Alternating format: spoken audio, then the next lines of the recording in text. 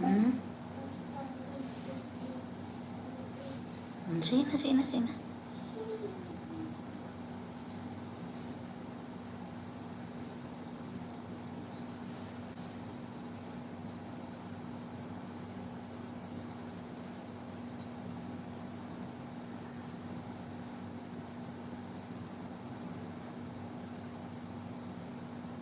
Hello, hello, good morning. Oh no, it's 10:51.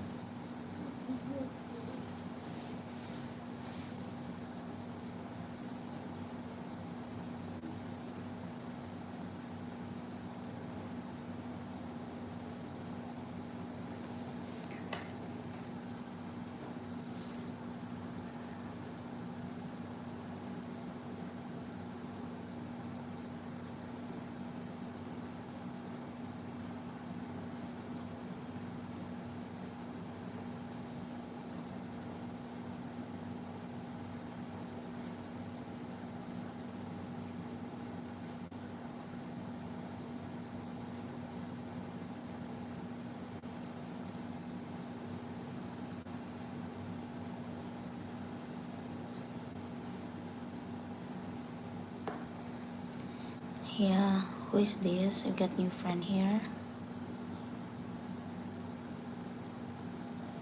Thank you. I hope you are subscribing my channel, right?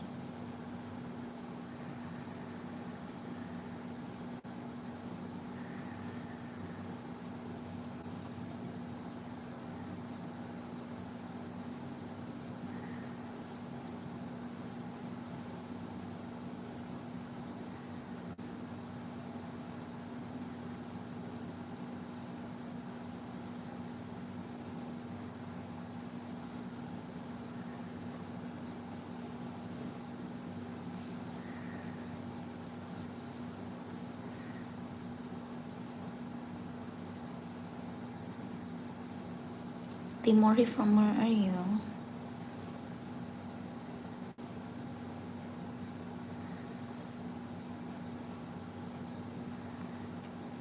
Yeah, thank you for the support, my friend.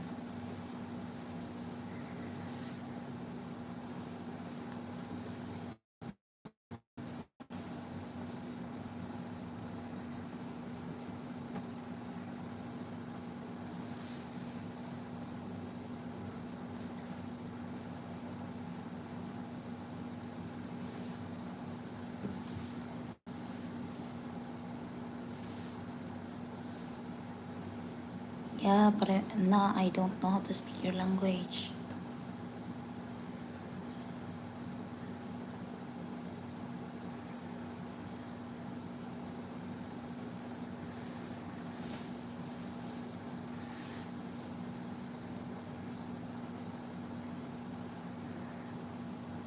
But I hope you are subscribing my channel, right?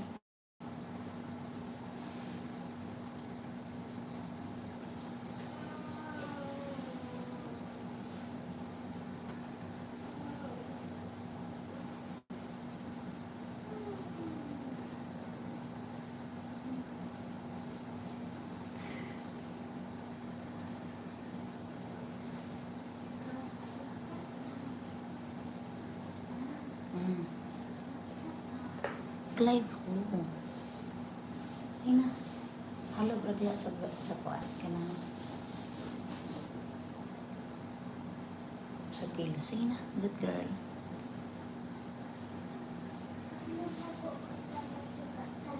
Okay. What is that language? I don't know what's that language.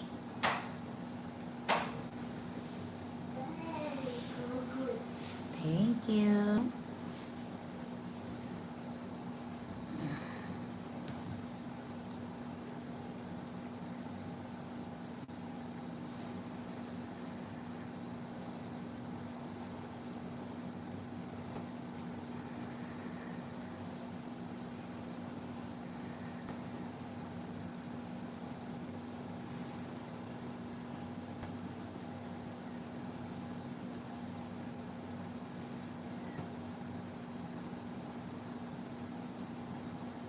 You have like this one in your place.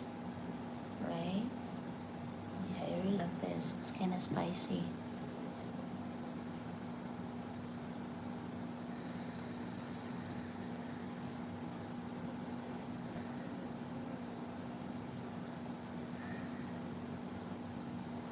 Thank you. Are you subscribing my channel?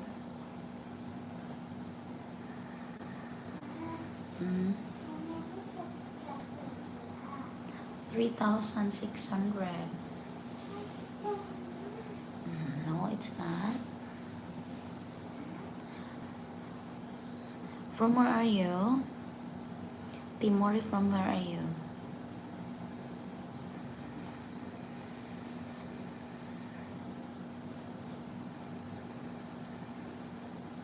Have you ever been to the Philippines?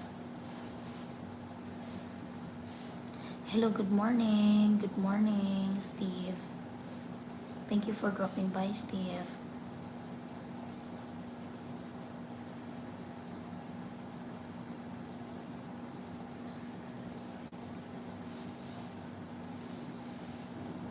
Hi, Ivan. Hello.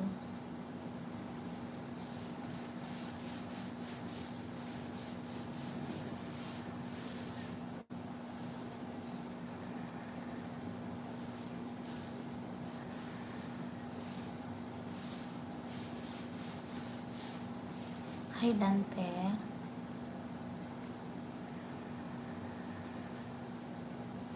Oh, yes, we are here in, what is this? We are here in BGC and then do some paperwork. And you know, when I was there in Cebu, the room there are not that nice. I don't know, but yeah. And also, like, I got someone who's taking care of my daughter, so I used to go party there in Cebu, right? Hmm. Yeah, how can I make money there? Yeah, by doing live stream. Um, let's say if I reach many time, then yeah, that's the time. Yeah, yeah, I'm doing well, thank you. But as of now, I don't have salary yet here. Hi, my 8 people. Hello. Yeah, thank you for um taking your time with me, Steve. Thank you so much, my dear friend.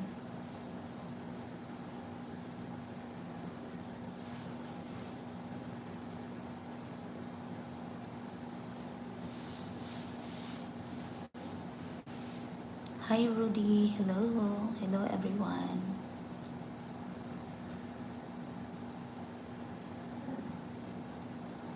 Nice to meet you.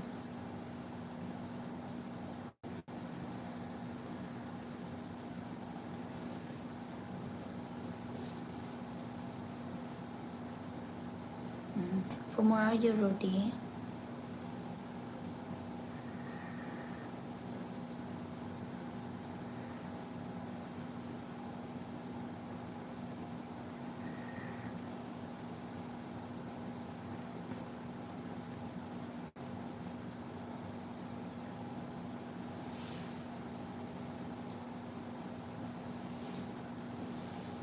Yeah. Yeah, Timor is not from American country, I can tell.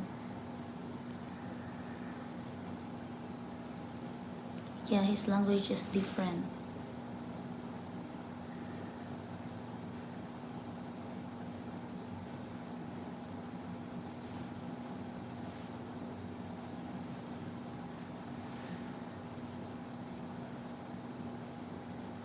How about you, Rudy? From where are you? I think different than India as well. I don't know. But anyhow, everyone is welcome here, right? Steve, we are okay. We are fine.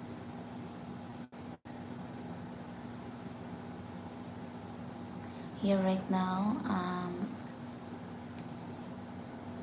I am with 12 people here, and I hope so that 12 people will subscribe me, right? See, We don't have translator for that. Sorry. And even maybe you are chatting, maybe good, maybe not. I don't know.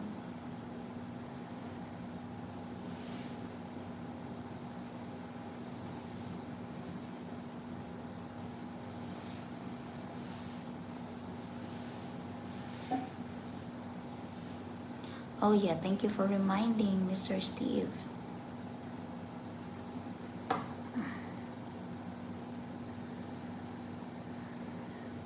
Okay, yeah, yeah. Maybe, yeah, could be. That's nice. Where are you in India? Hi, Mary. Oh, struggle at 36. Hello, hello.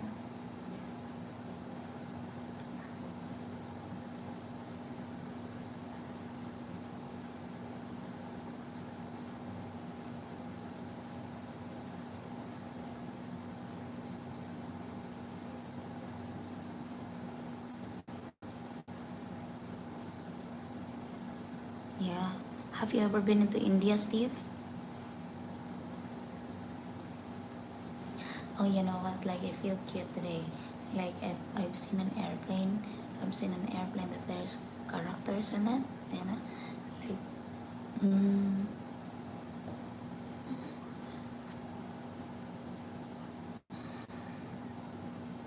that one, I understand, but the other one, no. I mean, I understand that it's Hindi. Hey, Jayo. Hello, Jayo.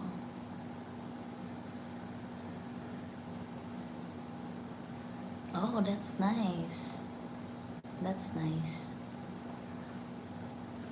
Nah, I don't understand really. I don't know.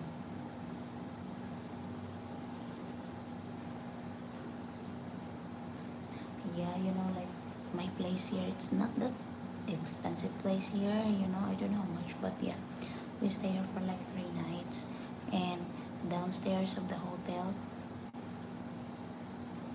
yeah, downstairs of the hotel, I could find a small Filipino eatery.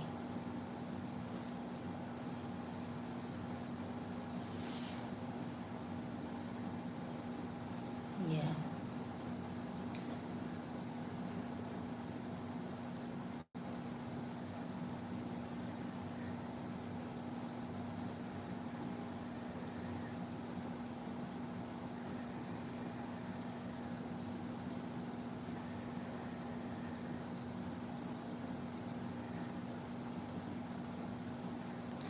I feel happy that you take your time for me, Steve.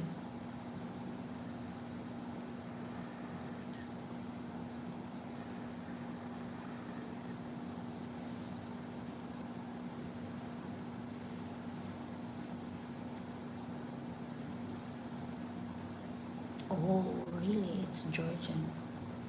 Georgia. It is?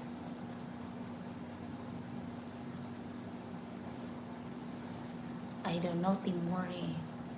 Timori, I hope you can speak in English, right? Even a little bit. Which country you are. Even flag, you know, just raise me a flag. Mm.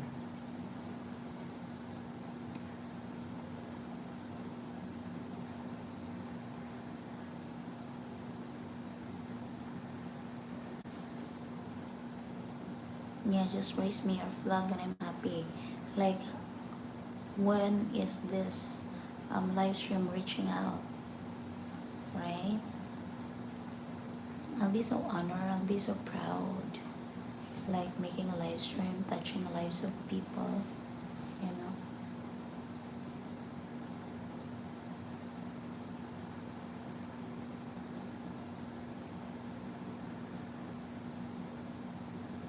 Oh, yeah.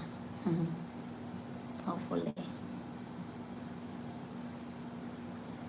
Hey, I got 15 people now. My name is Mary from the Philippines. Thank you for coming by. Thank you for dropping by. You know.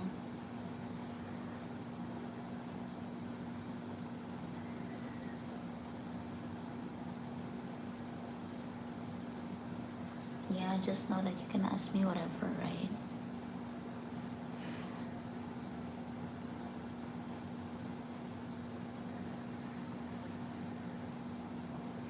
Actually, like this time, I got, all right, 98 USD. So almost I will have a salary in YouTube. Thank you.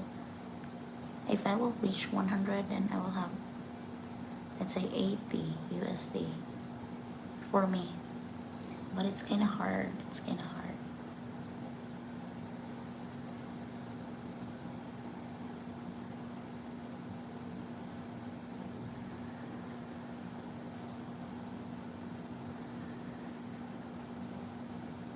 Oh, I miss seeing you, so I put my work to the side when I see you on. Alright, nice. Yeah. Of course, I do miss people, and also like, well, you will know also who's genuine, who's not, right? Oh, yeah, yeah, yeah, yeah. And it's so hard for me to win that much because, you know, I don't, yeah, you will have a lot of donators. You will have a lot of donators if you'll have to pretend yourself that you're single. But,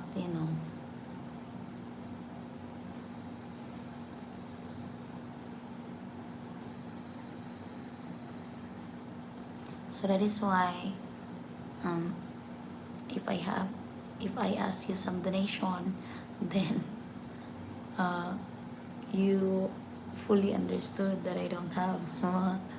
Yeah, it's been a while. Me? May, June, July, August. Yeah. Since June, since June, July, August, September.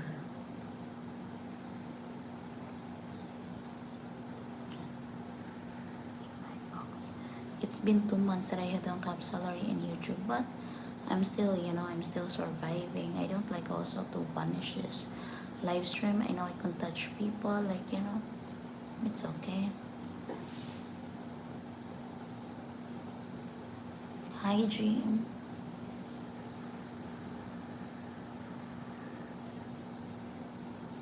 So that is why I hope I gain a subscriber in the 16 people.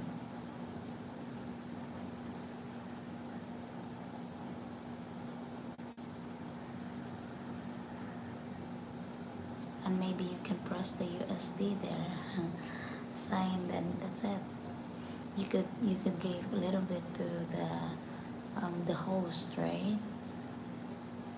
Hello, Jim. Hello.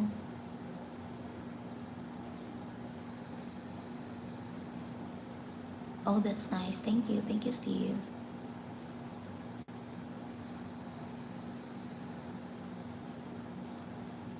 I'll be right back. Client is here. Oh my god. And no one will be talking to me again. I feel sad. Yeah, some others there are just lurking.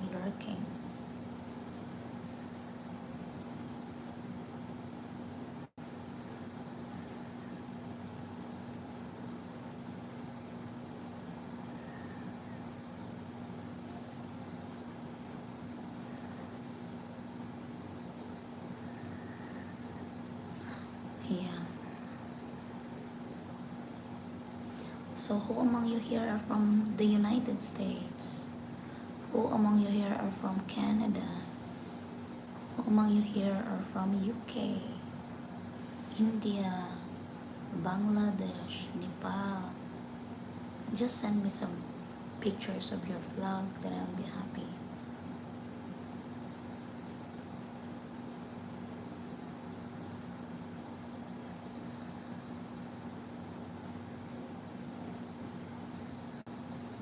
How about you? I got 5 people here. Yeah.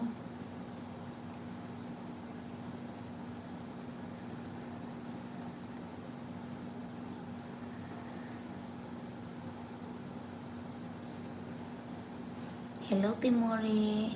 Hi. Finally, you are speaking English, huh?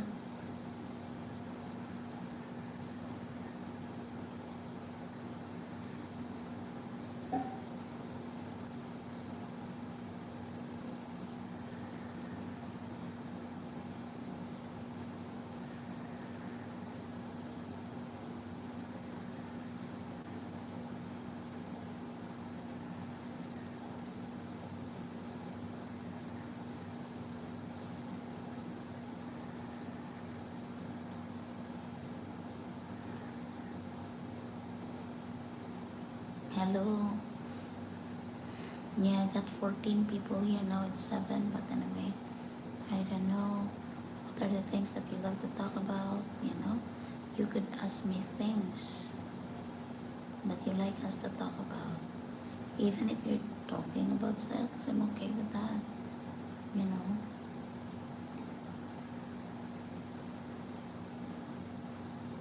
I'm always fine because, you know, we're just human.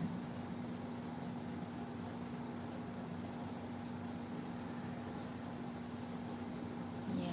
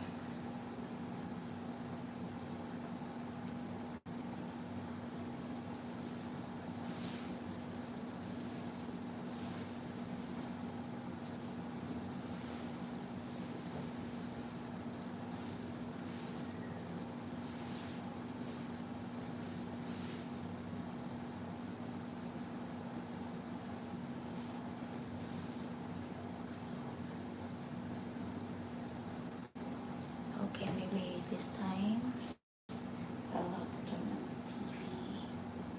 And yeah.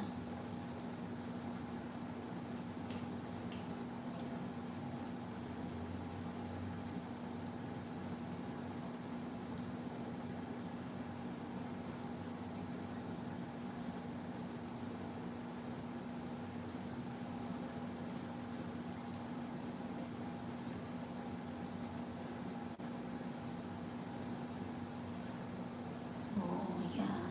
I don't really understand how to speak your dialect. Sorry, English, please.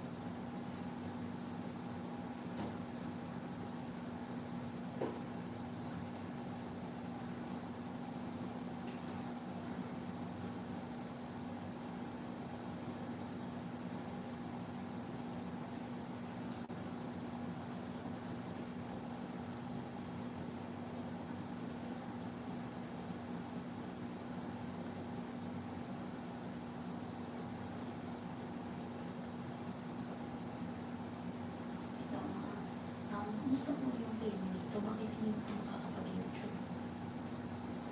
TV. 2006? Yes po. Thank you.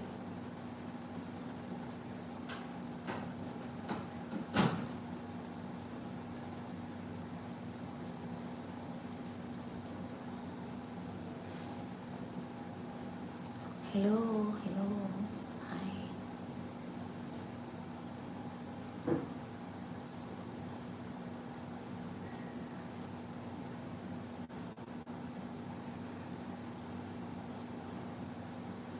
Hi, Dirty Clock 40. Hello.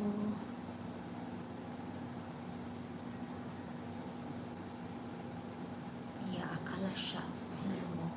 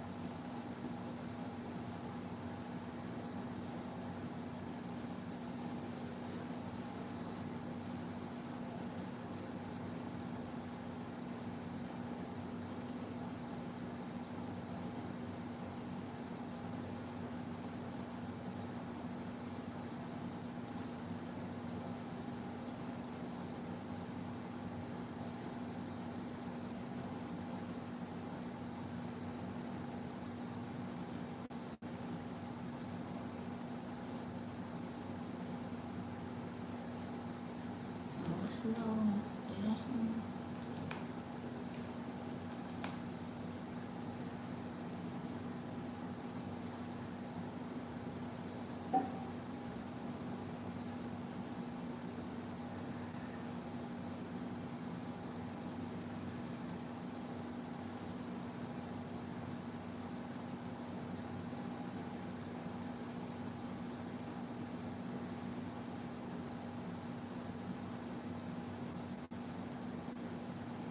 Hello, 17 people. How are you?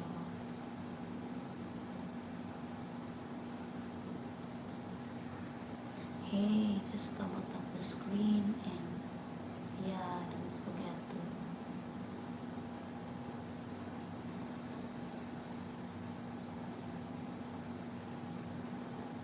don't forget to subscribe me in my channel.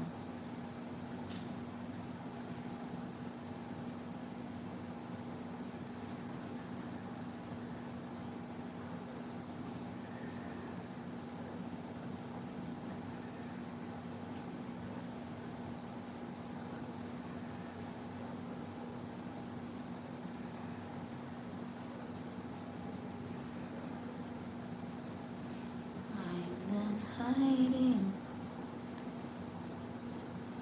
Hey, Tristan. Hello, Del. Hello. Nice to meet you.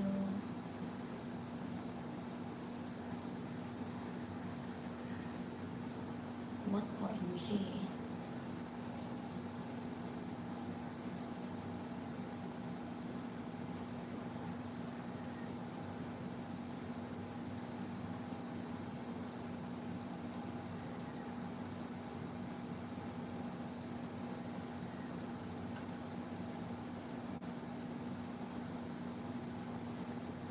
Imod, hello.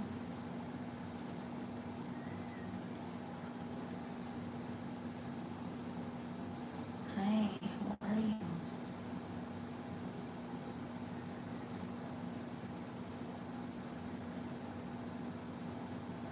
Thank you.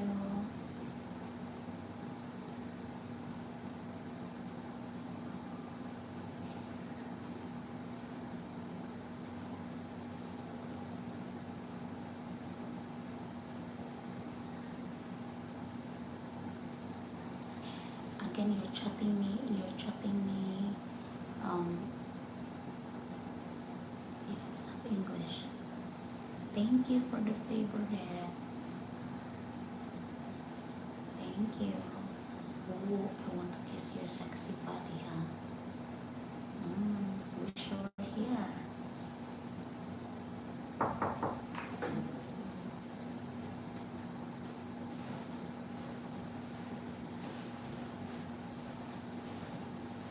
Okay. Wait lang yan, ha? Hello. Yes po.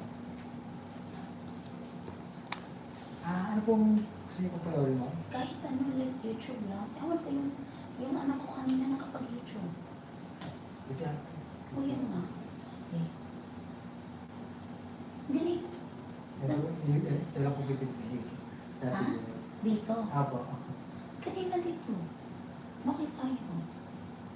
Mga po, Ito.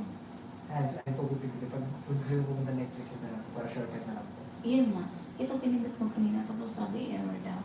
Error po. Oo. Ay baka po hindi lang po siya kumunik ng bahagya sa internet lang po. Kasi Sige. it takes time po na makakonect. Ano po? Thank you, ah. Ano po? Ito sa ano kung Sa TV Plus po, kung sa gusto niyo pumanood sa TV Plus po. Tapos dito lang. Ay, dito po po. Pag may pag-tweet ito. Pagdito niyo po ito parang ito. Ito.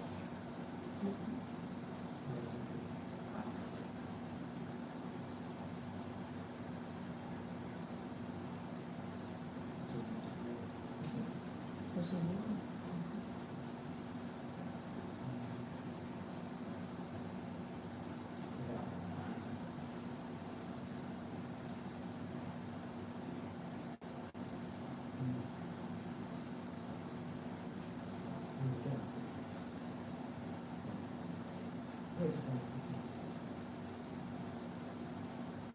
Ito po. Yan po. Ito po pipindutin niyo po. Tapos, ilagay niyo lang po sa HDMI ito po. Para po makapulit sa HDMI po. Mga po makapati. One po pala ata. Sa TV po. Yan po. Bale, yan po yung sa TV box po. Oo. Pero kung ano, kahit dito na. Like, Nice po. Sige ha, salamat. Welcome po.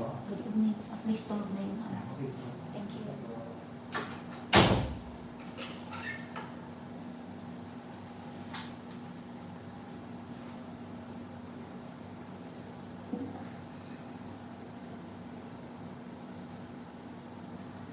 Hi Ray. Yeah, yes, inbox please.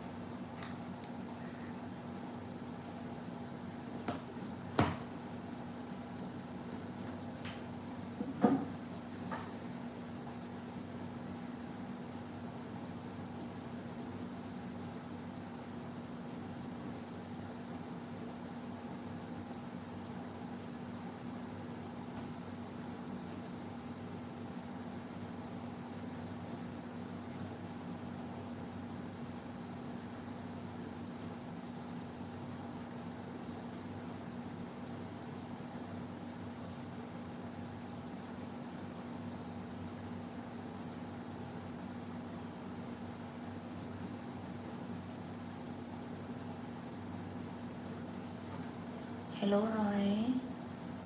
Hi, hello Ray. I don't know about you tomorrow because I don't understand your language.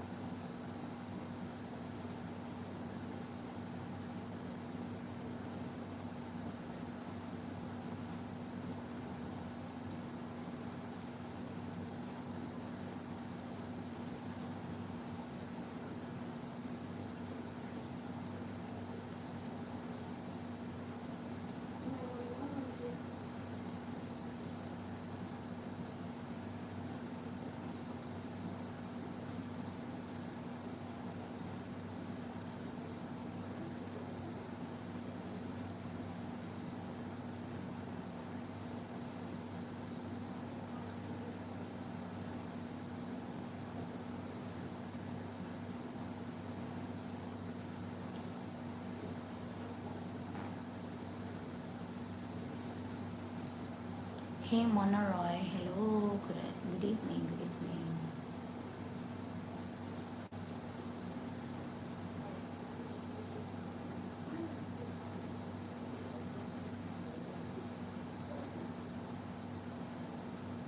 She also has broken ribs. Yeah. Yeah. Okay, well, she called me about the crying. She kept my baby in the huge lump on one side of her. And it was like, not ever dropped her leg. You know what I mean? A 2-month-old baby girl was rushed to the hospital after suffering a seizure in the care of a babysitter. Doctors discover alarming injuries that raise more questions than answers. As investigators search for the truth, they find themselves facing conflicting accounts, shifting blame, and a story that begins to feel familiar. Hello. Good evening. Hi. The following is based on official police records, and the footage has never been seen before until now. Please note that all persons charged with a crime are presumed innocent unless until proven guilty in a court of law. In Oklahoma, on the morning of July 14, 2023, 26-year-old Holly Marie Shepherd contacted Ponca City 911 dispatchers.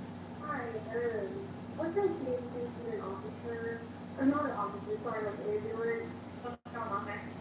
So basically, a 2-month-old baby, and she's kind of acting a little funny. She's kind of been a little crazy. I just want to make sure that she's okay. And like her oxygen level, she's kind of like limp and kind of breathing funny. Her mom said she's been sick and stuff, and she's just kind of acting like out of it. It's not normal. I just want to make sure she's okay because she's in my care. Paramedics find the infant, a 2-month-old baby girl named Cora, in a dire state, Yeah, I am. with part of her head appearing deformed. However, when they reach the mother on the phone, she panics, explaining Cora has no defects of any kind. At the hospital, the truth of Cora's condition begins to emerge, confirmed in a direct call between officers. They took my son hospital, took the child in to get CT imaging. And as they were finishing that up and taking the child back, the child started seizing after the CT imaging. So there's traumatic bleeding on the right side of the brain. And that's the injury that can be seen on the outside where it's kind of. Yeah, I'm watching the green, like, scene of the crime again. Photos of the next cut. So there was a visible mark on the right side of the child's scalp, I guess is what I'm not coming back, but I think that's what I needed for the time being. Sounds good. Thank you, ma'am. You're welcome. Thank you. Bye.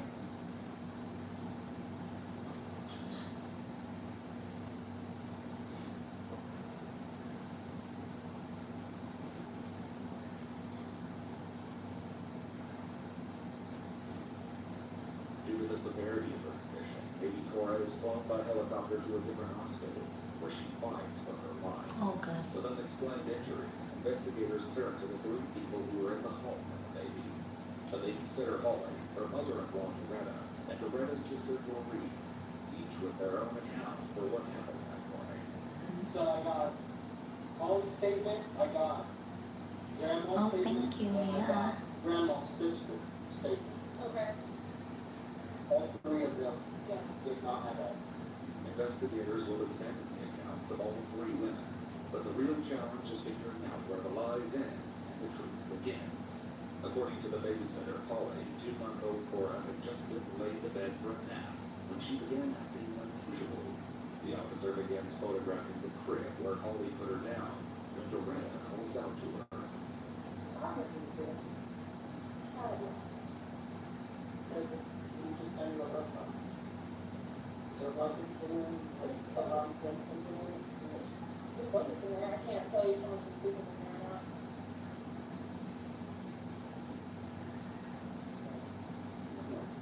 Let me keep that real. Is there something?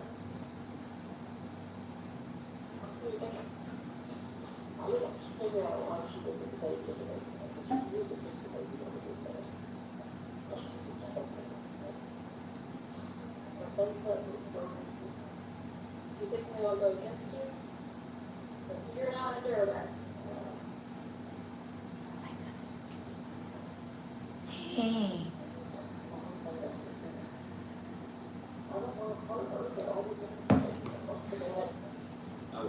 doctors noted injuries that point to something far more severe. Along with serious bleeding around her brain, they also found scattered skull fractures, as though something traumatically hit the child's head. They began questioning Holly, who was recently left in charge of the 2-month-old and her 4-year-old sister. I remember on Facebook there was Ponca City Area Moms Group, that I kind of talk on there to like just fellow moms, do like clinics and stuff with other kids, because I have 2 kids of my own. And Mackenzie, she posted on there that she needed childcare. And I told her I was staying home, I have 2 kids, another at McDonald's. And, Hey Larry, thank you Larry. I like her. Oh, that's nice. Yes, I will have salary. She's like this week on Tuesday. But yeah, I mean, I don't know if she'll fit Thank you in Larry. with me because To be honest, you're the only one who's donating me.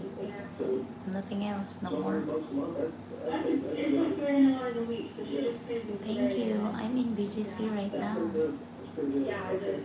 In their initial Facebook messages, which started 1 week earlier, Holly had introduced herself as a wife and a mother of 2, stating she has tons of caregiving experience.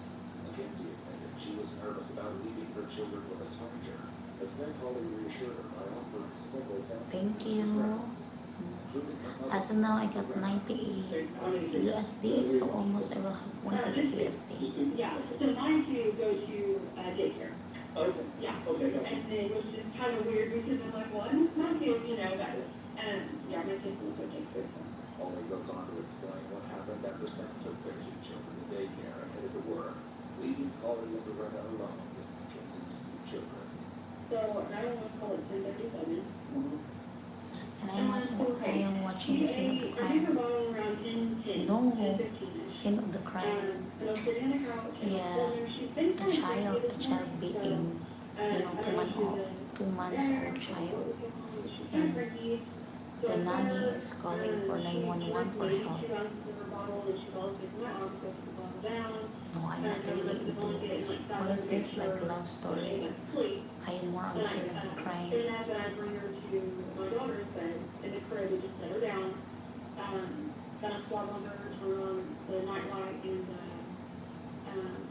little lullaby music thing, and walked out to kind of handle, I left the door open, of course, to hear her, but to send to Audrey, and then probably around, like, I want to say 10:35, the 2 minutes before I called, I noticed that they're sitting there playing with Audrey on the floor, and I just hear Cora, which is the baby, just like scream crying, like a hurt cry. And like her cats are outside, there's no, like she doesn't roll over yet, she's only 2 months. And so I ran in there, turned the light on, picked her up, and I noticed that like her arms were just like stretched out, like. No, it's a crime investigative, the real crime, true crime scene. Keisha, like, yeah. Like she was like she had like, yeah, that and like her eyeball was like moving up and down, kind of like she was having a seizure.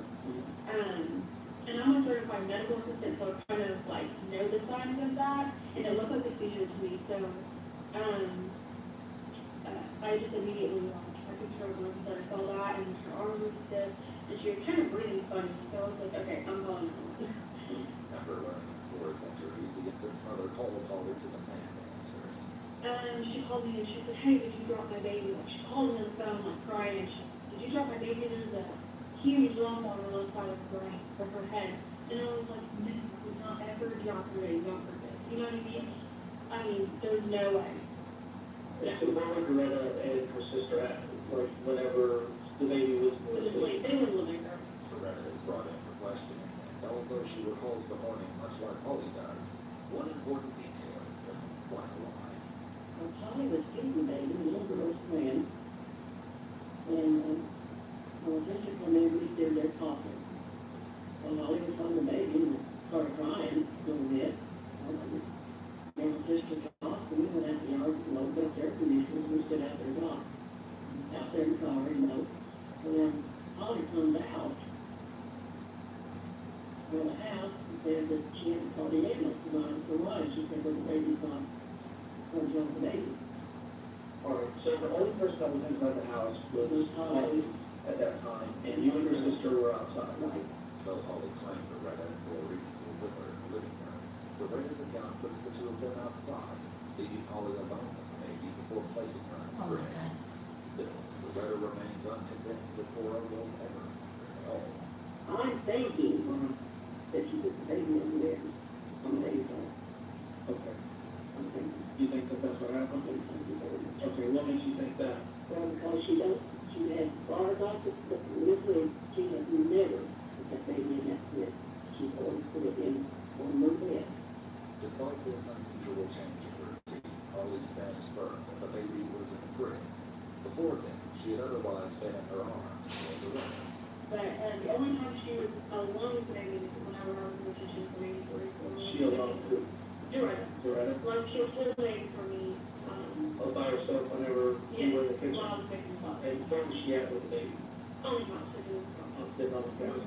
Did she tell you something happened while she? No, I asked her and she said, they don't know that I can recall, but she does have, and she's showing some signs of like dementia and stuff. So I would feel like if it's something serious, or I would have heard of something she dropped her or hit her, which, you know, I don't think she would do that. Now, in your kitchen, you said, Loretta was in the living room. Yeah. Can you see from the kitchen to the living room, or is there a There's a wall? wall. There's a lounge, okay. Yeah. So it's the only time that Cora was at your son's Yes. side, not with you or anything like that. Before addressing this with Loretta, the detective explains the seriousness of the situation and delivers a shocking update on Cora's injuries. You can see, it's a little red right there, it starts slow, right? You can see the difference, where it was when it started to spread, right? By her temple. Oh, yeah. So, okay, there's also, she also has some broken ribs. Wow. Yeah, Wow. yeah.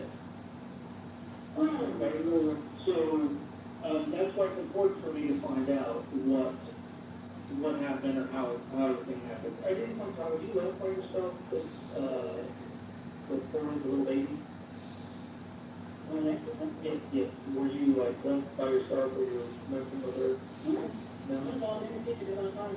I mean, my living room. Okay, with, With Holly and the little girl. so at that point in time, were you by yourself? No. Now, she also mentioned that you had the onset of dementia.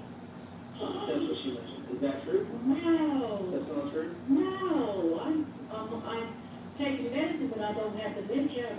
No, I might forget a little bit, but I'm not that high. Okay. When she went to make a water for her in the kitchen, she said that there was a wall in the kitchen that you can't see in the living room, and that you were left by yourself with the baby, and that that's the only time that she did not have any eyes on the baby. Sir, no, sir. That is not true. Sir, she did not. I did not be in that property with that baby by myself. With conflicting stories from the two women, investigators questioned Loretta's sister, Maureen. Her statement validates one of their stories, but gives an entirely new hold on another. We just got up and went outside and just take care of it. Y'all, we doing around, and always stayed inside. And Holly kept out, she said, something's wrong with the baby's food. We come and check, so we ran into the house, the baby was in the carrier. And, she said, what do you think? She just got really well. And so she said, I called the mother and the ambulance. And, so we stayed in the ambulance. I stayed in the house with that people, and my sister and Holly came down and but that's hard. I don't know what happened. Okay. You know, I didn't hear nothing, drop, fall, or anything. Okay. Her account confirms that she and Loretta were both outside, placing Holly alone with baby Cora inside the house. But her claim that the baby was found in the car seat rather than the crib raises new questions. Did she say why she wanted the baby in the person? No, she did say, I was fixing to, you know, with this diapers or something, and said that everybody was. Hello, John. Hello, Joseph Garcia. Good evening. Was she putting the baby down for a nap as she claimed, or preparing to leave with her? Detectives spoke to Holly's husband, Sam, who showed them Facebook messages with Holly that morning. She'd been planning to bring him a drink at work, writing, "It'll be a minute, eat the baby." Shortly after, she dialed 911. After the ambulance left, Sam says she met him in person and told him the baby had a seizure before returning to the house, where police were waiting to speak with her. She then sent messages saying, "I'm scared our babies will be to play. I didn't do anything. I don't abuse children." She also snapped a photo of one of the officers writing FML, an abbreviation which commonly means "I lied." Why should we worry about our kids getting taken away or kids taken away? Just because the answer is like I told her, if we didn't have seizures, it's an issue. It's a seizure that was caused by it.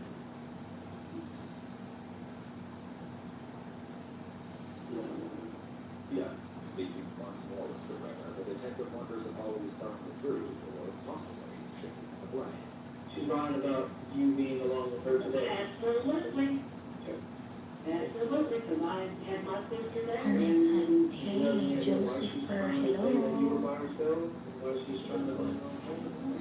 That's exactly what my sister said. She said, I mean, my daughter said, she said, Mama, she said, she heard that baby. And that she's going to have to blame on you. Came with your kids, and I walked them out and she was cute. She's husband. We asked her to do that. Holly is found walking 4 blocks away from the police station, and they bring her back to confront her with everything they've uncovered. Here's the deal. I just need you to tell me the truth so that I can try to tell these officers down there what happened, okay? There's certain things that you kind of lied to me about that were verified by other people, okay? The first thing is,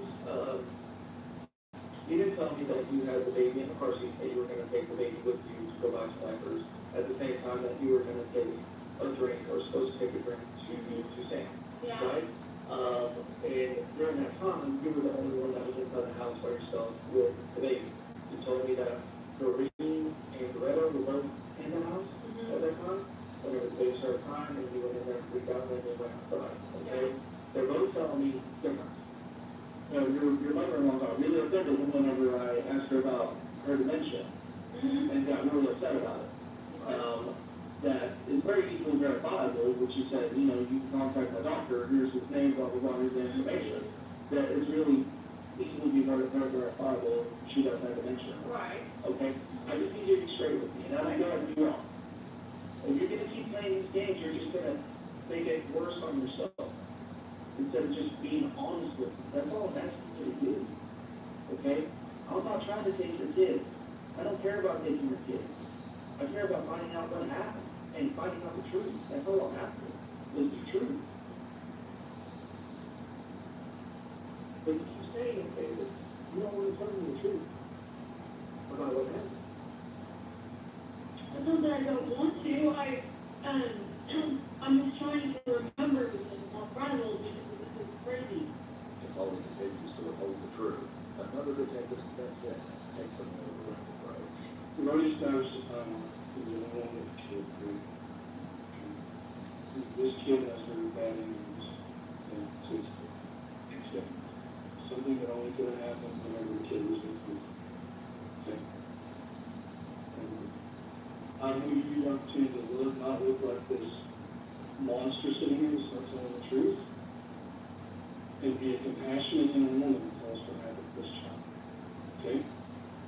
If not, then I'm going to make you out to be the monster that you are. The baby's in surgery and they die. Do you want to be a killer or do you want to be remorseful? Are you a killer? Then tell me what happens next time. This is your opportunity.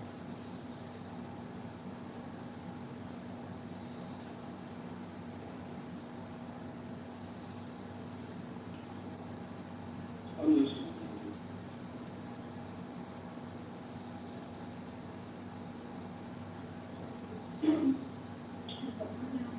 Yeah, that was true. It is in her crib. On the way back, Audrey had a toy on the floor and then accidentally tripped.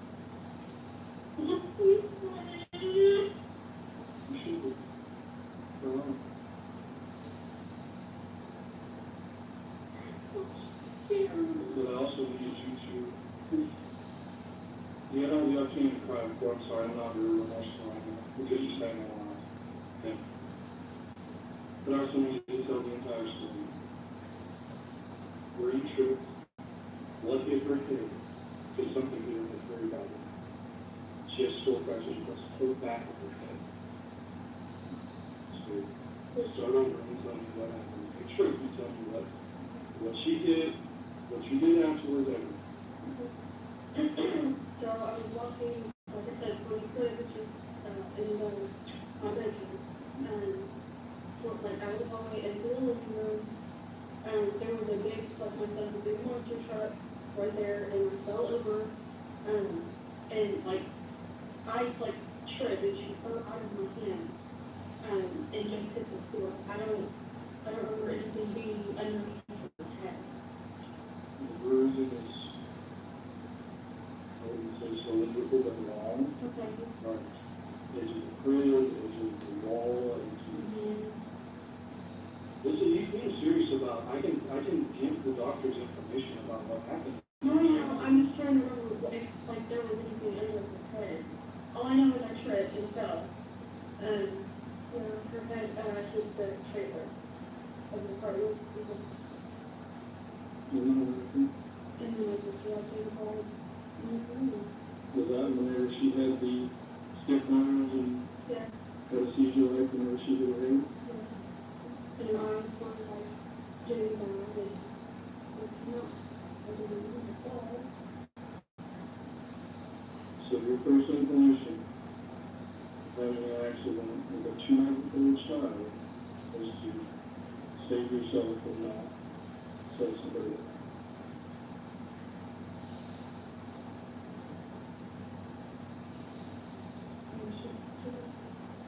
The detective leaves the room to provide an update while the other remains on guard. Still questioning how the baby could have landed on the same toy Holly tripped over, he allows her to demonstrate the fall. She was walking something like this, and I guess I tripped itself, so I don't know what foot going like this. And I guess like, I guess my foot kicked it, and then when she fell like this, or So when she fell, how did you drop her? Did you go down with her? Like how did that, like, show me exactly Okay. like how? I'm trying to, okay. Hello. I tripped my foot, Hi, Jim. and I guess it kicked that, and then I fell, and I guess I let go of her, so that's when she hurt her like that. But I guess this would be, yeah. I think I got her head. Did you drop her from up top? All the way? Or what? I know I had her like mid, but then I lost, yeah, but I lost her down. Did you drop her as she was going down? Yeah, yeah. Did you drop her completely? With her hand? Mm-hmm. So she had the floor? I think she was the back of the field, like on the trailer. I'll just show you because it's like semi like truck. I'll show you a picture of it. Yeah.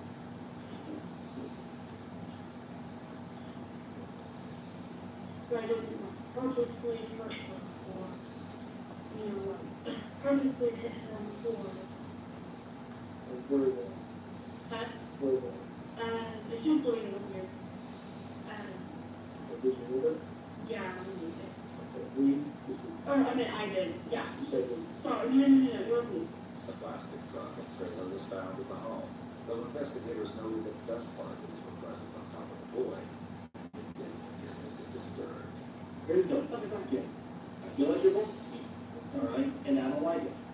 Okay, I like treating you like you're an idiot. I like told you in an English way, I treat you like you're an idiot. Don't do the same thing to me.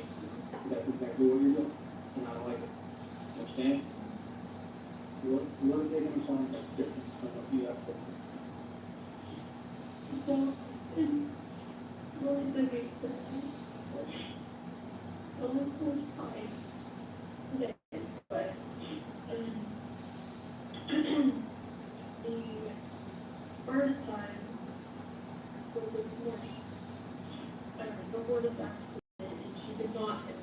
Yeah, hello. Please to subscribe. Thank you for being here.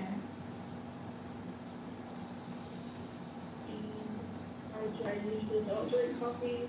I drink 2 cups of coffee. I'm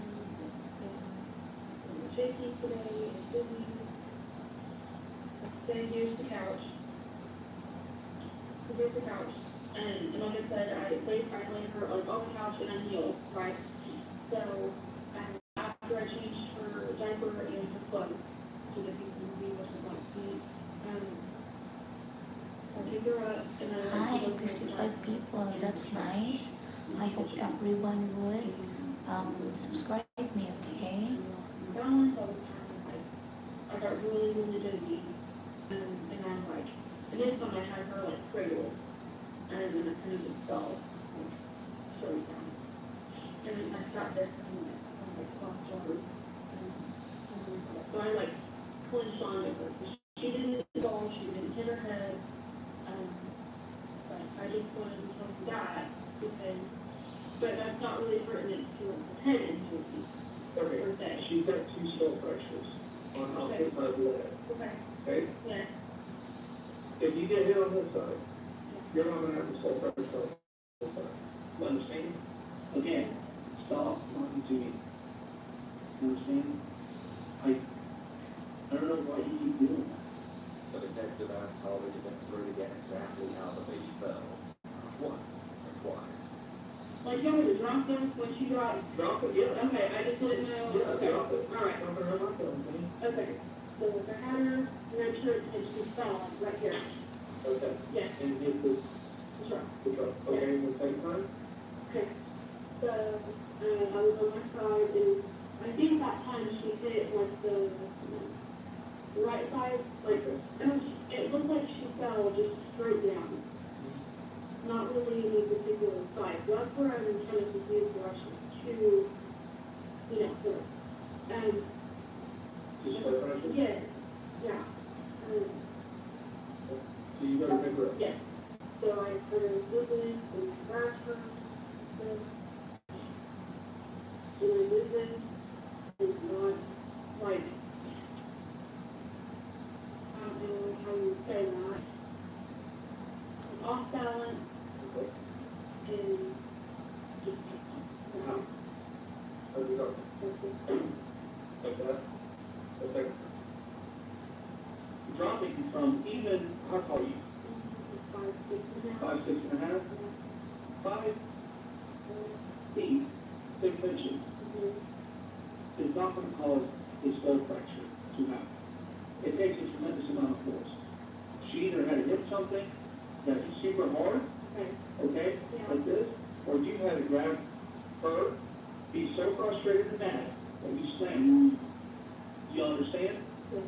You can't change the law of the physics as much as you want to. You can't. Okay, just like you can't change the gravitational pull and how fast somebody falls. You cannot change that. Okay. What you're telling me about just dropping her and her falling down is not going to cause that amount of damage. Okay? Well, I just Hello. wanted to tell you what the absolute truth was. So you dropped her about halfway down, about 3 feet off the ground, and you tripped. And she hit the first time. So she hit the thing. You picked her up, and the last time you pulled it up, Yeah. you said you dropped her again. And that's what happened. Yeah. And that's not going to change. No. With Holly now committed to her revised story, investigators turned their attention to why she made an attempt to cover up the truth. Why did you tell me about it to begin with? Because I was scared to get locked up, and here I am. Accidents happen all the time. Yeah, but I only had 2 hours, so I When you come right up. Look at me. I need you to stop crying right now, okay? Because you've heard so many different lies for so many different reasons that I don't even know if it's the truth right now, that you're actually going with us. I am. You get what I'm saying? Like, I don't even know. Like, how are you even able to look at that mother and just so cold, not feel terrible or remorseful for what you did? Like I said, the whole way from my house to meeting her hospital. And her and her husband were already like bawling. I didn't want to add to that. Though Holly repeatedly flashed. Oh, that's nice. Hello, all my friends. Grandmother said Yeah. that when she arrived to pick up the 4-year-old, who was surrendered in tears while Holly appeared. guys are thinking that she's still the stadium. Honestly, I think that's what he did. I think that's exactly what he did. And you just don't want to say it, because you're afraid of any consequences or whatever. But I honestly think that's what it is. I think she was cranky. It's not your baby. You don't know what its normal things are. Your anxiety kicked in. And before you knew it, you were doing something that you were like, Hey, just double tap the screen I light, think that's what happened. like the, what is this? The live stream. You're the one that's going to have to explain it to them. And you're the one that's going to have to explain why A and B don't end up with C. The doctor at the children's hospital is going to tell us exactly what happened and how it happened and how hard that the baby stole with it. Okay? Babies and young children, they are the hardest ones to break from because they're not set like yours are not. Their bones are still growing. They're really, really flexible. You really have to do something with a lot of force to be able to break their bones. You can't change that. You can't hide them. Well, I don't know what you're wanting me to do. I'm not gonna lie and say I just dropped her because I'm mad. I would never do that on her bed, ever. Like, yes, I have anxiety, yes, I have depression, I have all this stuff, I'm on meds for it, and crying does not bother me. Like, my kids whine all the time, I'm like, chill and cool down. I've used it as an abuser, so, I mean, I don't know what you want me to tell you. I didn't purposely show her, I purposely blocked her. Like, I'm already locked up, there's no point in lying to you. Or lying to you, the door is left or talking. There's no point. But I don't know how it didn't go when I didn't do it on purpose. You might expect it about why you did what you did. Because I didn't want my kids to be taken away, and now they are. Though she maintains this new version of events is the honest truth, a shocking revelation will soon shed an entirely new light on days. For now, she's arrested and moved into the K County Detention Center. 5 days later, officers present a warrant to search her phone and face a new challenge. What's the password to your phone now? I don't have it in my hand, so, sorry. It's kind of inappropriate. It's okay. Okay, so it's, capital S, Okay. T-A-Y, T-H-E, M-E-C-K, O-U-T, 29, and 4 exclamation point. Okay, so your password is a number on your phone, because it pops up with a number. So does it also allow you to do letters? Because your password is just like any other phone. Yeah, So like whenever you click on the phone, yeah. Still, Molly insists that her phone doesn't have a permanent password and never supplies one. Investigators later obtained the correct PIN code from her husband, Sam. They discovered that while at the crime scene, Molly made several internet searches, including can a seizure cause a brain bleed, will a 2-month-old survive a brain bleed, and what happens if a baby has a fractured skull. But it's what Loretta told investigators during her interview that truly left them stunned. Is she carrying the doors, the same situation as was happened? no, you're actually not. So what's happened before? Should I say anything? Loretta hesitated, but after the detective pointed out that Holly tried placing the blame on her, she started to share what she knew. Only about, she had 2 other kids, she was married, was babysitting for this lady, and the lady brought the baby over. And Holly's husband was there too, so when the baby came, she brought the baby over, but she took her car seat down on the couch, and they had the blanket over. I don't know if the guess was a little boy or girl, I don't know. She said the mom told her she don't have to take the blanket off because she sleeps all the time. Well, Holly took it off, and there was a bump on the baby's head. I told the man this, took the baby to the hospital, take that. The case, which occurred in Oklahoma City in 2018, bears striking similarities that are impossible to ignore. She met the mom on Facebook and began babysitting her 3-week-old infant. 3 days later, Holly reported there was something wrong with the baby. She was rushed to the hospital where it was discovered the baby had multiple skull fractures and bleeding in the brain, resulting in her death.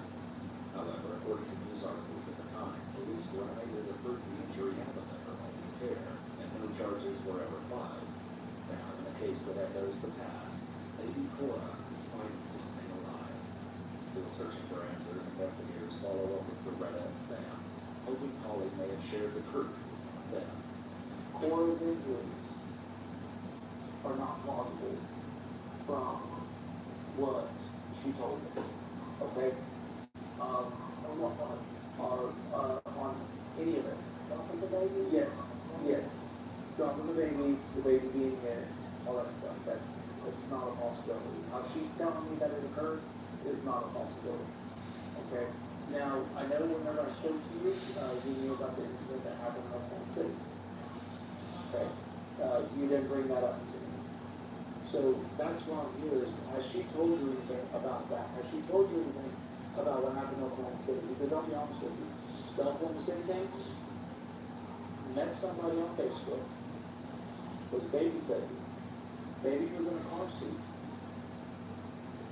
Head trauma, skull fractures, brain bleeds. Did you question her about this after this incident? I did. About this one? Yes, like about the Oklahoma City University, because I mean, they're near. Like I said, I didn't find out about the truck. It was like yesterday on the evening, we had clicked. Yeah. I didn't know, I didn't miss it, it was there that morning. And I don't know what the little girl told you, but she was out over there playing.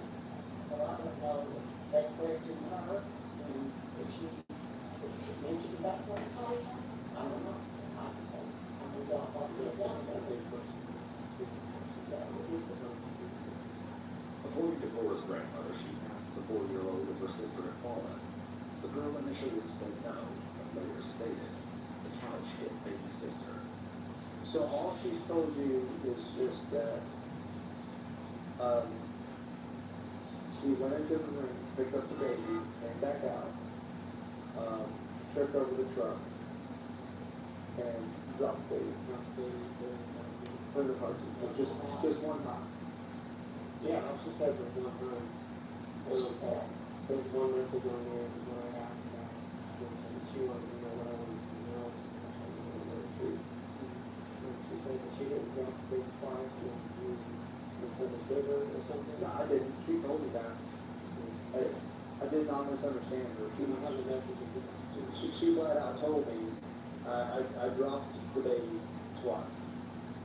If there's anything at all that she has told you where she's telling you what happened to that, to Cora, you need to let us know. You need to let us know. If she tells you anything about what happened in Oklahoma City, or you know anything about what happened in Oklahoma City, you need to let us know, because I'm telling you right now, from experience, Oklahoma City and this is new. It's new. Still, Sam insists that he was lied to and has no new information. In uncovered Facebook conversations with his brother, Sam expressed frustration over being lied to by Holly, adding that he needs to cut ties and contact for the sake of his kids. Holly, meanwhile, continued to send him texts from the jail's messaging system, begging him not to leave her. Whatever the truth about Cora may be, it isn't revealed in the messages. What? I don't think it was mentioned. I really think that it's not her fault. I couldn't tell you. Only she would be able to answer that question, but it's not how she's telling us that it happened. Holly's refusal to give a clear account has left the truth about what happened to Cora a mystery. But against all odds, the infant survived. Cora's mother posted this video update to Facebook on August 29, 2023. Infamous Cora! She's going to the Bethany Hospital today! Yay! We're so excited! Yes, we are! While baby Cora suffers from ongoing health complications, she continues to persevere and celebrated her second birthday in April of 2025. Mackenzie chronicles her ongoing recovery and continues to provide updates on her Facebook page, Cora's Journey. 26-year-old Holly Marie Shepherd was formally charged with felony child abuse, placed on a $500,000 bond, and ordered no contact with minors. She didn't post bond and remained in custody. receiving only a temporary medical release due to her being pregnant, with a court order requiring her to report back to jail immediately after hospital discharge. The current placement in care of Holly Central are unknown. On November 26, 2024, Holly entered a plea of no contest in Cora's case. She was sentenced to life in prison with eligibility for parole for 25 years. In 2025, while serving her life sentence, Holly was separately charged with first-degree murder in connection to the 2018 death of a Puerto Rico victim, a development that offered hope for resolution in the case after 7 years. She entered a plea of not guilty, and the case is still ongoing, with a hearing scheduled for October 2025. If you'd like to see select new videos early and help us keep uncovering case files that rarely come to light, you'll find extra footage and unseen details on our Patreon. Channel memberships here on YouTube also include early access to select new videos.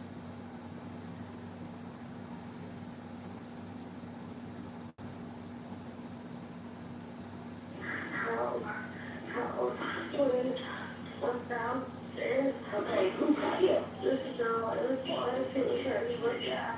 I'm pregnant. How far along are you? Is that around summer? Can you grab a towel or anything you can get in your hands and put it on your wound and press? On March 18, 2015, two pregnant women meet in a Colorado apartment after connecting to a Craigslist ad for maternity clothes. But the encounter turns into a savage ambush, resulting in bloodshed and violence. Do you have a C-section today? No, she's out. Is there a probability that the baby will match you? No, she's alive. The following is based on official police records, and most of the footage has never been seen before until now. At 2:30 p.m., Lockman 911 dispatchers receive a call from a woman struggling to remain conscious. Green, please. I can't understand the street. Green, please. Green place. Green like the color? Yeah. Tell me what happened. Who cut you? Downstairs, I don't know. Just hold on. Hang on. Hold on. Please. I'm downstairs. Okay, who cut you? This girl, I was wanting to finish her with gas. What did she cut you with? I'm right. I'm pregnant. Is that around summer? Oh, jeez. I'm afraid she cut you in your stomach. Hold on, I'm pregnant. What is the suspect's name? I don't remember. Breathing out. I know you need to stay on the phone with me, okay? I'm getting everybody to you, okay? With first responders on their way, the dispatcher tries desperately to keep her talking and collect vital information. I need you to can you grab a towel or anything you can get in your hands and put it on your wound and press? How far along are you? Second fence? Okay. Are you alone in the house? I don't know. You stay with me. Don't go to sleep. You stay with me. You're downstairs in the basement. And are you alone? Yeah. Okay. I looked in the door. Don't you go to sleep, okay? You stay on the phone with me. Can you tell me, did she have any other weapons besides the knife? She broke the glasses. She broke the glass? Did she stab you with the broken glass also? Yeah. Trying to hurt her. You need to think real hard and tell me who it is that did that. Tell me the person's name. Think real hard, okay? Don't go to sleep. Stay with me. Tell me who it is.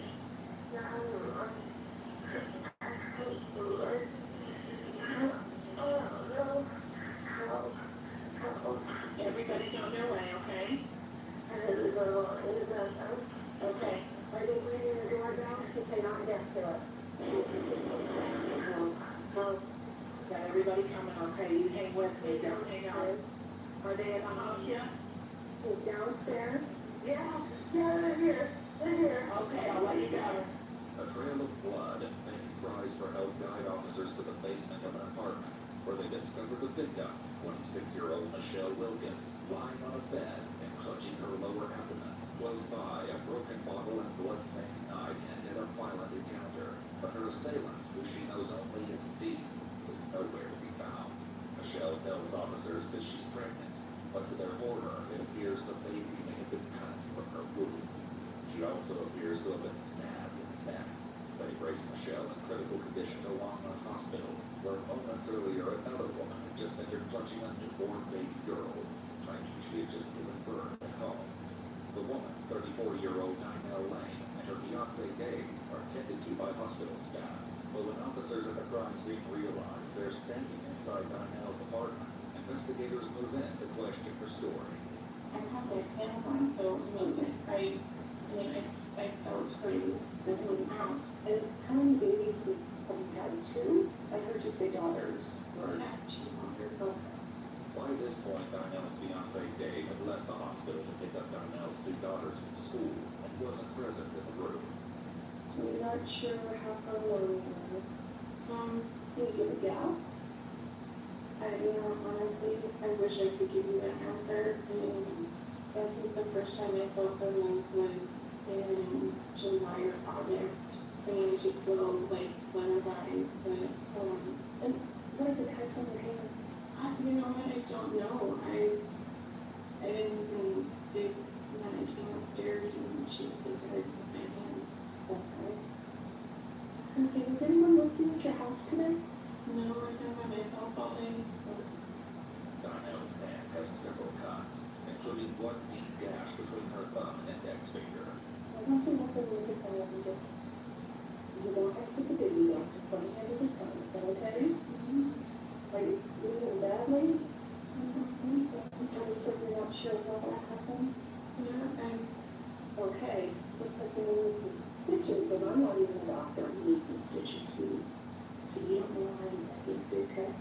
No, maybe just pretty big cuts. Given Ninelle's claims she just gave birth, an obstetrician enters for a routine checkup. And I just feel your uterus. I just want to make sure. I'm one of the OB doctors, Dr. Nelson. I just want to make sure. Can I put your head down? I just want to look and see if there are any female plans. I don't know. We have to learn though. What plan did you have the baby? I'm sorry, I just remember that we kind of played it. You can do that, you can't. Once she declines the exam, investigators waste no time confronting Ninelle with what they know. Well, I've had a problem. There was a girl in the apartment, and she was cut. We had offices for them. Hello, thank you. Thank you for being here on my live stream. There wasn't anybody there when I was. I was just me and my husband when we were. Okay. Any chance that your girls were there? No. You're gonna do it already. Okay. You don't know anything about the woman that was in your apartment? No, you don't. Okay. There wasn't anybody there. Police on scene locate Michelle's phone. The screen cracked and splattered with blood. Text messages exchanged between the two women suggest Michelle was planning to meet her to pick up clothes and arrived at her home around 11:51 a.m. Well, unfortunately, I'm trying to figure some things out. And I'm going to need some help to do it. But I'm going to tell you enough things to turn nothing up. Okay? Because the young woman in your apartment has been injured very badly. Okay? I asked if you had any visitors today because we got a call to your apartment. When we got to the apartment, we found a young lady who had been cut open. Okay? She had a baby in her stomach that had been cut off. Okay, that woman was transferred here, and she arrived here probably a few minutes after we did by ambulance. Hospital staff met with Michelle's boyfriend, providing him with an update on her current condition. So it sounds like, that where they just finished up an operating room, and they're taking her to the ICU. Okay. Which means they've got her, they've got her to get the bleeding stopped. Okay. The surgeon will tell you all they did and what they had to do, what they had to fix, and everything like that. But she needs to be stirred just fine. She likely will still have to breathe the tube in and put in and be breathing water, okay? Just because she's so sick. Okay?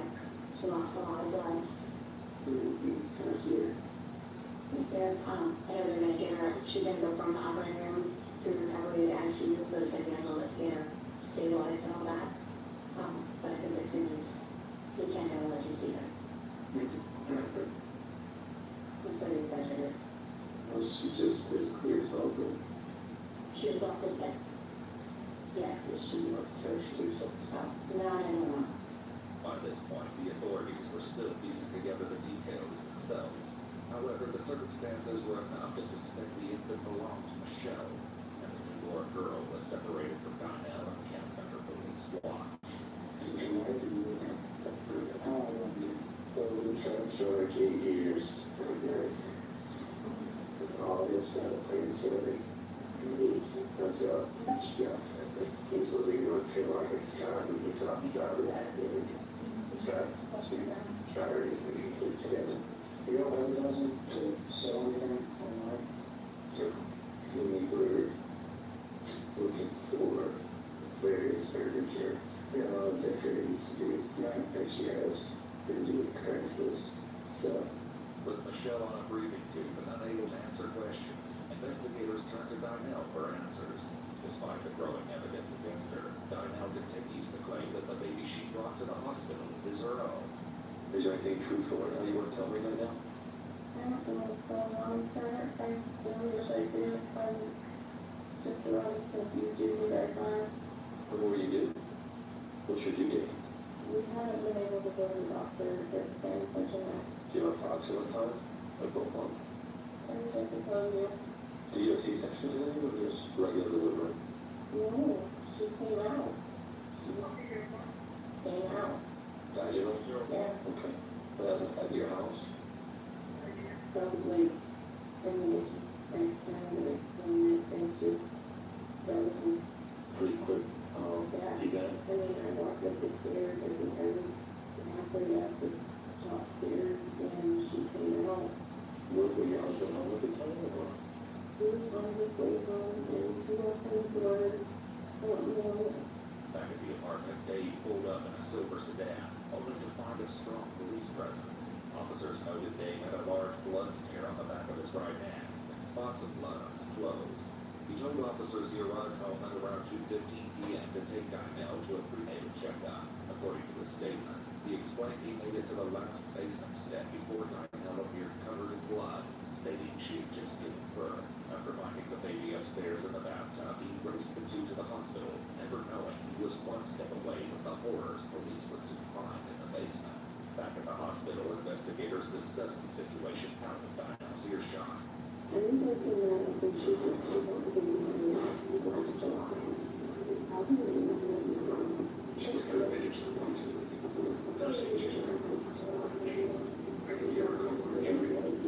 Donnell's Facebook page, which lists her as an assistant manager at Once Upon a Child, contains several photos of Donnell, who appears pregnant as early as March of 2014. Officers also found registries on the bump and pregnancy corner stating her due date in November. Based on this information, officers conclude she would have a 4 or 5 month old baby by now. So you know that the blood tests are really going to confirm or deny exactly what's going on. And if it is something like there's something strange now is the best time to admit to what may have happened before the tests come back, because if that happens, it's probably going to look a little bad and a little more worse for you in there. Is there a probability that the DNA, the baby won't match you? No, she's lying. However, Michelle is still unconscious and fitted with a breathing tube. Whether investigators will hear her side of the story depends entirely on her survival. The detective makes it clear to Donnell where the investigation stands at this point. I just spoke with the nurse. You don't care if you just have a baby. You have a large cut on your hand that you can't explain. And we have a lot of stuff that went on over at your house that we can't explain. I don't believe that's your baby. And I will find them out. As a DNA test threatens to bring the truth to light, Donnell braces to tell her story. However, what she reveals is nowhere near what anyone expected to hear. I've been an ad on Craigslist for some maternity clothes that I had that don't fit because I've gotten a lot bigger and they just didn't fit. The ad offered the items for free. Donnell explained that Michelle was one of many who responded, and that she came to the house this morning to pick them up. And we sit there and we talked about my kids and we talked about just anything. I mean, I don't know, I don't really get to talk to anybody during the day, so it was kind of nice to talk to somebody. And then the doorbell rang. Donnell explains that the mailman arrived with a package the cell, which she opened with a knife. Afterward, she showed Michelle's baby photos, but Michelle wasn't interested. I asked her, I said, I have Hello, an extra Raturam. baby back thing that you can use. Hello, Sanjay And she Kumar. said, let me look at it Hello, first. Miha. She said she didn't want it. And I was like, okay, well, she's like, well, I need to go. I was like, okay. So I turned around, and before I knew it, she had, I think it was a knife that I had opened my box with, that it was sitting on the counter. But I think how I cut my hand, but she came at me, and I just kind of reacted, and then we ended up in my daughter's room, and she just kept trying to get me, and I asked her, like, what are you doing? I'm like, stop, and I mean, defending myself, I was grasping at her, and she was grasping at me, and, like, I finally had gotten to the point where I had her down, and I'm like, just stop, and she was just flailing, but she wouldn't stop, like, and it just seemed like every time I would kind of get leverage, it would just, she would come at me again, she kept trying to punch me, and she was like trying to fight me. What happened next? I think I choked her. It wasn't until the following day that officers observed injuries to Michelle's neck, which had not been visible when she was first found. It appeared as though Michelle had been severely strangled. It was a struggle. It was a big struggle, and I was yelling. I was trying to maybe get my neighbors to hear me, and I was trying to grab for her phone, but she, I think, had a lock on it. I'm not sure, but I was like, I'm going to call 911, and I strangled her and didn't let her stop. Did she say anything to you? I don't remember. I don't think so. She wouldn't stop. Do you have injuries on your person? Besides your hand? Why did your hand so swollen? Did you hit something or? I think I hit her back, and I'm not sure if I hit her in the wall when I was laying on the bed and she was over me, and she was trying to hit me, but she wasn't hitting me. Like, during the struggle, I think we kind of flipped over, and I was on her. Donnell goes on to reveal the horrifying decision that followed. After she stopped moving, I got scared, and I started thinking about her baby. I thought I took her. I was like, this woman. You always tell me not to be sitting by yourself on Craigslist, but I didn't.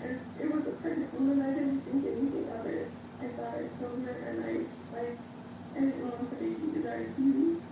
And that was different. I don't do stuff like this. Like, I didn't know what to do. We're not judging you, Donnell. I know. And when you see in a situation like that, like, I reacted. I got the knife that she had, and I totally ripped the baby out.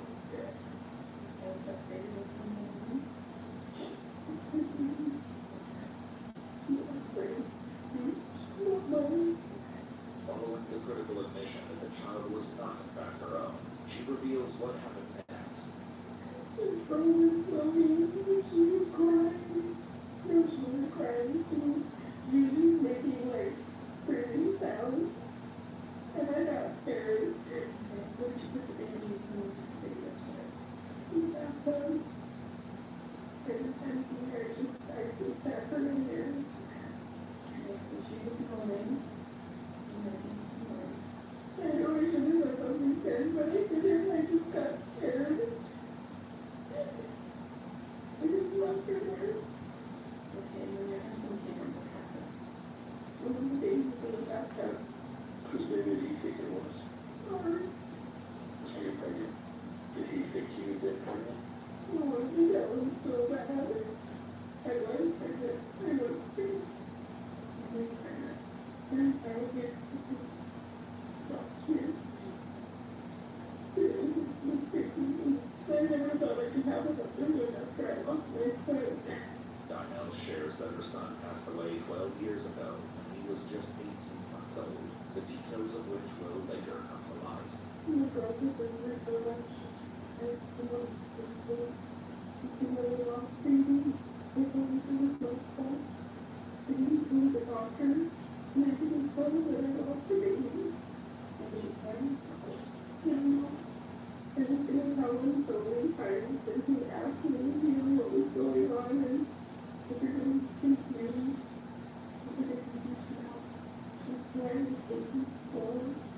Detectives began speaking with people close to Donnell to get more information about her pregnancy and behavior leading up to the attack.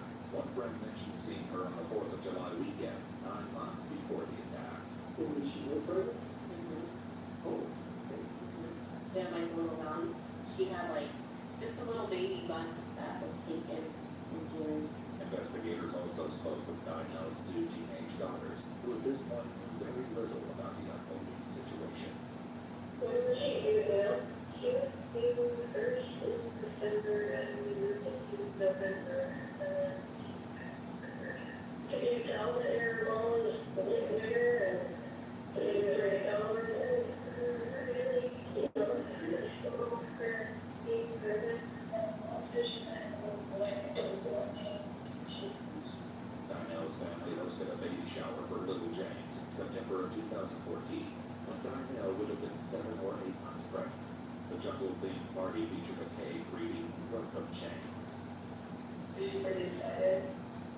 Yeah. I don't think it would be excited. This is his first one. He was really excited. But the excitement began to wane after Donnell's due date came and went. Still, she kept up the facade, telling her friend that pregnancy has been such a nightmare, blaming doctors for incorrect due dates. In several messages to one woman, Donnell claimed to have already had the baby, stating it was a natural birth. Several photos of a baby boy were found on her cell phone, but investigators traced the image to a public website. However, by March 2015, nearly 4 months after she was supposed to give birth, she still appeared pregnant today. So this was something that we should get some historical and stuff like that. More than you know, when you come down. I was frustrated because I didn't know what was going on. I thought that there might have been something wrong with the baby, something wrong with her, and she was going. I was just so stressed out that I asked her, I really did. And when we go check her emergency room right now, yeah, I'll go check it out. Pretty much throughout the whole year, we had to get her to the doctor and it was like a time for her to go. Something would happen. Dave describes one instance where he finally went with her to an appointment, but it didn't go as expected. Yeah, and she didn't sign, and we're just sitting and waiting for my food, and people are looking at us like, people are going in and going out, and we're just sitting there. It happened a lot, but it happened quite a few times. It happened at the salute place up there, at least 3 times. There was, milestone at the hospital, we went there, and we realized we didn't get who you are, you're not going to house. I mean, it's one of the big thing where, she would get upset, and she'd get out, well, we're not going to continue, they don't want to help us, but we throw a fit, and we put, she'd be out, how many times it's and stuff. After they left the appointment, Donnell returned the same night, but this time, she went alone. And they came back and had to show me the birth from the emergency room for me to prove that she went. And then she had a recording of a heartbeat on the phone, and she looked like, this is our son's heartbeat. Well, they told me it was 128 beats and that's 50. And I obviously that didn't per day. So I was like, well, hold on, one thing happened, she did everything. The answer to Dave's question may remain unanswered. A shocking revelation from one of her friends only deepens the mystery. Did you ever heard the any of the miscarriages? Like, after all this has happened, like, I feel like we put a lot on her.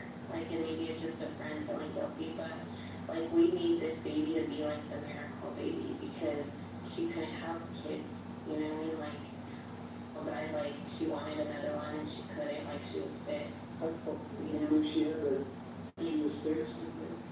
One of her 2 ex-husbands, Chris, also shared this claim with the Are you from the Did Liverpool? you guys ever talk about it? Oh my God. No, it's Nice to meet she told you. me that her teeth were tight, so She told you what, I forgot. Yeah, like, well, a couple weeks in or whatever, you know what I mean? But After you were married or when you were? I'm just still dating. Okay. Yeah. Yeah, and she told me about her son that she lost with her previous ex-husband and everything. Jason, her first ex-husband, and the father of her two daughters, shared what happened to their son and how the loss impacted Dynel. He drowned in a pond. It was at their grandparents' house, and she just lost track of him and wandered out to the back. And who I lost track of him? Yeah, she was there with them. I was out picking up some shit with her dad. Okay. And she lost track of him and he wandered out into the backyard pond and fell in there. She found him, tried to steal him. Okay. So that's we ended up with okay. Hospital. How did I think that?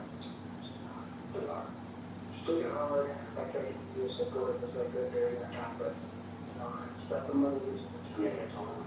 Did she know it was a real takeover? To be honest with you, I was more than worse. In her interview with investigators, Dynel admitted to having the procedure. First time you get this type of children, after that, so it's so nice. The weirdest thing Oh was, no. she said it's like that, like, her two Oh my because God. we have such a cute baby together. Can exciting to be And know there. about it, but after we broke up, I know she, like, told my one friend, Selena, that she had a miscarriage while we were together. And I'm like, how is that even possible? Like, her two times. So, How long did you know it before the big event? maybe like 4 months. It was kind of stupid, just real quick. We thought we were in love. Yeah. You know, this time. Yeah. That was the best of us. I'm glad it didn't work out. Jason explains he learned about what happened when his daughter posted about it on Facebook, leaving him concerned with how much the girls know regarding the situation with their mother. You know, I don't know how much they know now. I would guess they know a fair amount based on just all the media coverage, a lot of it's out in the press. Some of it, like I said, is not totally accurate. Some of it's more out of the general story. Everyone knows the general story. So at the hospital though? Diana? Yeah. Oh, yes, he was contacted at the hospital. Alright, and then the other story, part of the story that I want to tell is we actually did relate the case from the mother. Yeah, what it looks like. During questioning, investigators didn't disclose what happened to either teenager. The oldest was understandably confused, having just returned from school to find police at her house.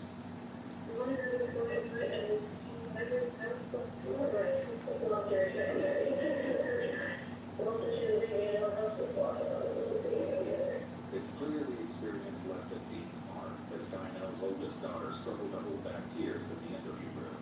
The youngest was left confused, writing in a statement, "This whole thing is pretty weird. I just wish I knew what is happening.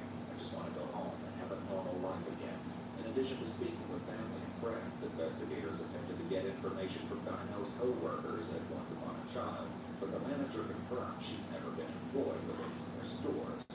Never had anything like this ever happen to me. I've never, even in school, I've never hit anyone. I've never, why would somebody do that to you? I mean, I just don't understand, and I know it was so much work on my part because I had to defend myself, and then if I did something really bad, it was just, and I wasn't that person. I thought about that for everybody else, and I never thought it would ever happen to me, but What happened to the other lady, you think?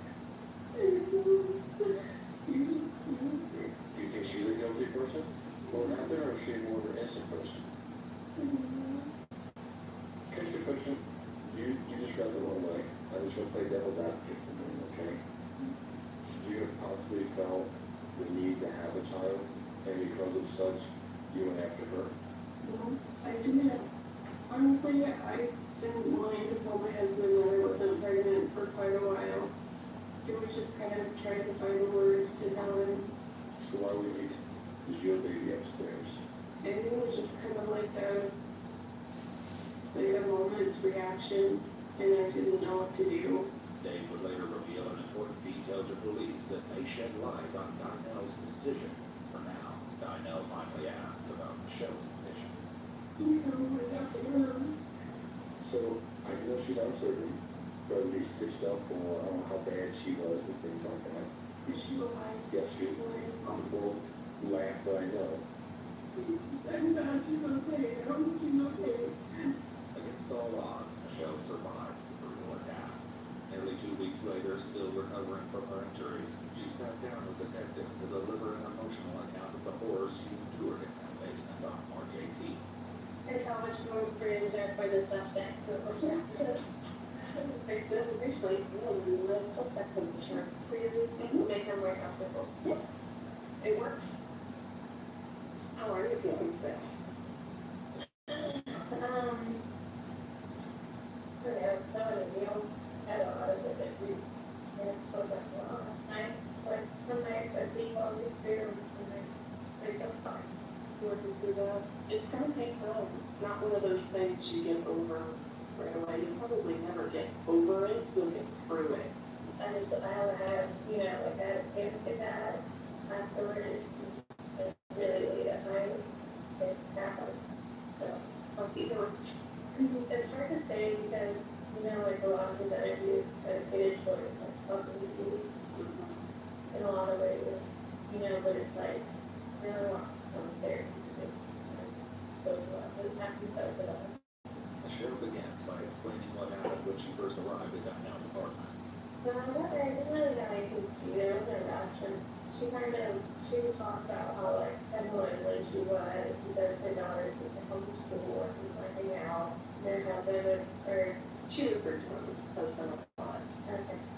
Yeah, so her husband would, like, go to the gym right after that from work, and, like, so she kind of, like, was kind of lonely, and, like, every time I was kind of like, oh, like, go do this, and she would just be talking, so and she was like that, she was like, so we were talking, did she say she was pregnant?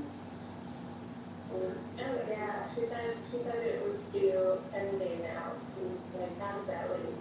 I thought she looked really small. Like when I saw her, I thought, getting to be like over 9 months pregnant. She said it was due like March 3rd and March 4th, so it was just not like time. She was asking me like if I needed anything. And just like that, we pretty much had it, all we did was experience. When you talked about having a girl, do you remember what she said? I just remember her kind of like saying nice things about having a girl. She said to you, like, her girls. I think she said something like, to the event, she's like, that she likes girls better, that it was like, yeah, I just remember her saying positive things about girls, but I don't remember, like, particularly what she said. When you guys were talking, were you down in the entryway? Were you upstairs? We were downstairs, like, we get onto the bedroom, she had put me down to the, check out stuff that would be too big for me, and then put it all in a plastic bag. Things took a dark turn when Michelle made the decision to leave. So actually, I started walking towards the door, and then when she, like, the door was open, like, we're not leaving that. And all right, put yourself up over it. Ready, you're right, it's over.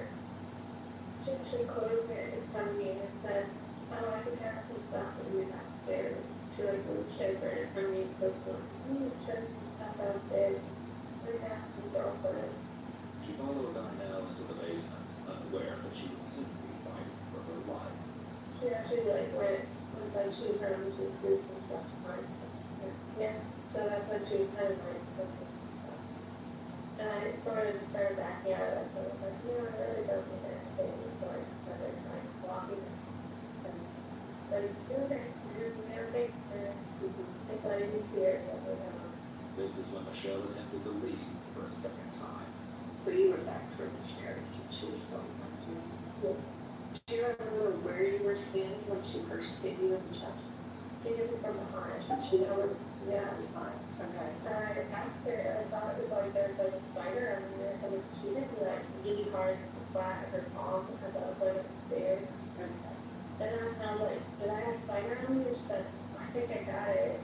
And she like pull my sweater, like swung me around facing the other direction, and like started looking at my sweater like really roughly, like, and I like, what the hell is on my back, you know? And I was just like, turned around and was like, hey, you know, like, what are you doing? And she was like, you can't leave, like, this is my house, like, what are you doing? And I basically said the babysitter was like, I don't want to hurt you, like, I just want to leave you. And I just started like saying that she wanted to call the cops, trying to like shove me into the bathroom. And you didn't get into the bathroom at all? No, I was like, and after I kind of like resisted with my body, it was like, I mean, the whole situation was just bizarre. Like, I was doing things, you know, I just wanted to leave. Michelle's story is corroborated by what she told dispatchers at her 911 call, as she struggled to maintain consciousness following the attack. Were you having a fight? You were just trying to leave? While Michelle's recollection is fuzzy after that, evidence indicates she was strangled and bashed over the head with a glass lava lamp. During her first hospital interview, she called Donnell saying, "If you love me, you'll let me do this," before stabbing her in the neck with a broken edge of the lava lamp. Then, Michelle lost consciousness. It was after this that Donnell took a knife and began performing a procedure known as a cesarean section. A doctor who examined Michelle's wound at the hospital told investigators it was well performed, and to achieve the level of accuracy, one would have to have researched the procedure. While no such research was found on her phone or laptop, it's worth mentioning that Donnell was a former certified nursing assistant. Blood smeared on the washer and dryer, as well as glass shards found inside the washing machine, indicated Donnell attempted to clean up the crime scene before her fiancé Dave arrived home unexpectedly. According to his written statement, Donnell called him to see if he'd left work yet and asked her to go run an errand at her daughter's school. She sounded out of breath, so he made the decision to go home and check on her, only to find her covered in blood, claiming to have just given birth at home. They left for the hospital, which provided Michelle the opportunity to call for help. Okay.